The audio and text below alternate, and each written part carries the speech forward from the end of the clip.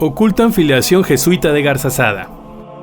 Viene a México el primer papa latinoamericano y jesuita, pero en la ciudad de Monterrey ocultan que el padre del empresariado regiomontano fue educado por esa congregación católica. Por una divergencia desde finales de los 60s, los empresarios regios, descendientes de Isaac Garza Garza, esconden hasta hoy que don Eugenio Garzazada tenía afiliación con la congregación de la Compañía de Jesús, como el actual Papa Francisco. Incluso el doctor en sociología y jesuita, Augusto Pozo Pino, asegura que Garzazada fue engañado por una élite conservadora que a finales de los 60s, junto al arzobispo Alfonso Espino, convencieron al empresario de que se creó un movimiento universitario marxista para que el regiomontano tomara la decisión de correr del TEC a los jesuitas. Esto porque la congregación de la Compañía de Jesús y su apostolado social no compartía los intereses conservadores del círculo empresarial regiomontano.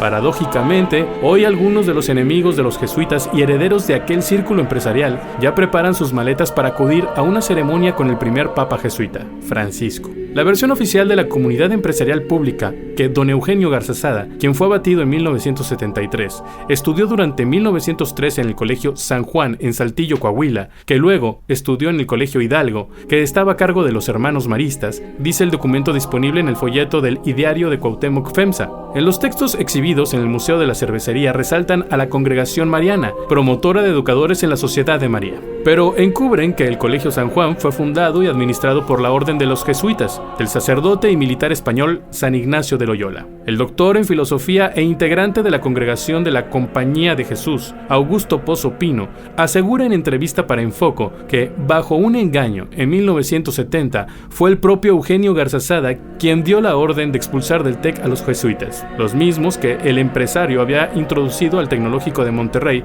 para que se ocuparan de la dirección espiritual de los estudiantes. Pozo Pino dice: sus informantes lo engañaron, lo traicionaron. No hubo una rebelión marxista en contra del TEC y del sector empresarial, como algunos documentan. Ocurrió una movilización estudiantil como estaba sucediendo en todo el mundo, por la conmoción ideológica mundial, el fenómeno juvenil de los 60s y principios de los 70s. Sin embargo, se agotó con inspiración dogmática. Explica Pozo Pino. El sociólogo y excatedrático del TEC de Monterrey dice que los informantes de don Eugenio fueron ignorantes, manipulados por empresarios con una visión muy estrecha y ultraconservadora. En contraparte, el historiador y escritor francés naturalizado mexicano Jan Meyer, en su artículo titulado Entre la luz y la espada, publicado el 1 de diciembre de 1981 en la revista Nexos, dice que en 1963 la congregación jesuita creó su centro de estudios educativos en Europa, y de ahí surgieron dos personajes que participaron en el movimiento estudiantil de 1968 en Tlatelolco, Ciudad de México, que además colaboraron con el Comité Nacional de Huelga, a la vez que otros más sugeridos de esta escuela provocaron el movimiento en el TEC de Monterrey y por ello fueron expulsados los jesuitas. Lo cierto es que don Eugenio Garzazada nunca ocultó ser de la afiliación de la Compañía de Jesús, a tal grado que construyó la casa del jesuita en el interior del Tecnológico de Monterrey. Además, el asesor espiritual del regiomontano fue el prepósito general de la congregación jesuita, Pedro Arrupe.